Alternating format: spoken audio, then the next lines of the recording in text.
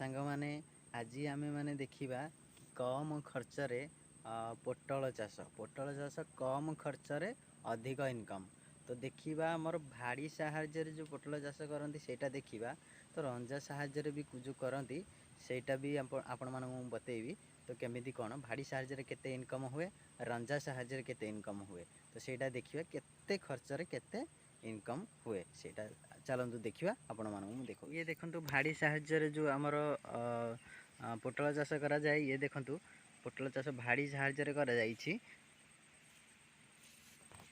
देखो गोटे लाइन रे आमर तीन छोट छोट झाड़ी कराई, तीन गोटे साइड रे तीन मराई केन्हा आउ गोटे साइड रे तीनोटी केन्हा। तो तीन तीन छः केन्हा प्लस आमर आड़ी दिखाई मझे, ता मझे आमको ये पकाई कणिका रंजा।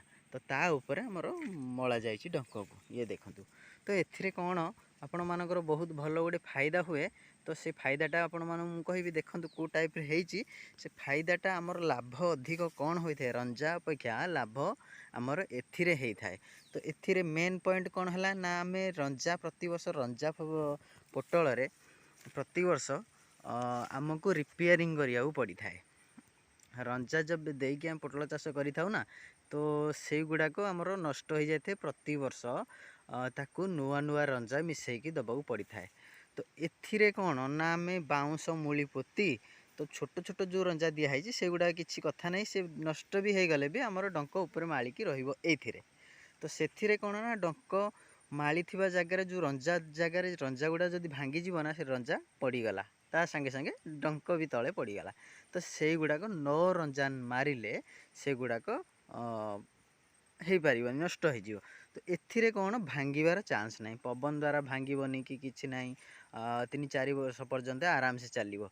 तो बिलरे जो करती भूईमला पोटल रे कौन 3 मास 4 मास फल दिए, आउ 3 मास परिश्रम कर लगे 4 मास फल पाती।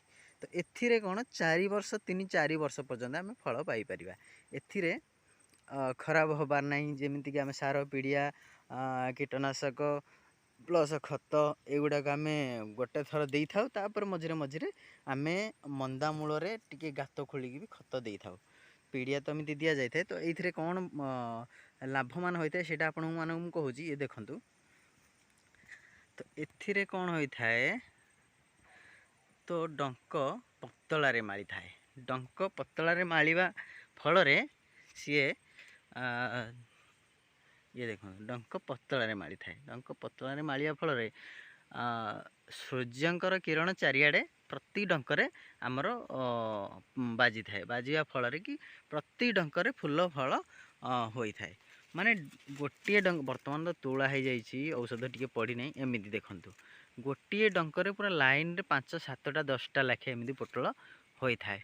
तो एमती सेमती रंजा पोटल रे ये कौन रंजा पोटल कौन होता है, ताऊपर सी पुणी आरपट को आम लौटे देवा डंकटा को, पुणी आरपटे खसीगला पुणी आपट को लौटे देवा, एमती है ना बहुत मुंडा होगी माली जाए। मुंडा हवा फल उपर जो सूर्य किरणटा आमर बाजी थाए से उपर ही फल होता है। आ भितर कि एमती फल हो पार न थाए, भितर फल हो न थाए।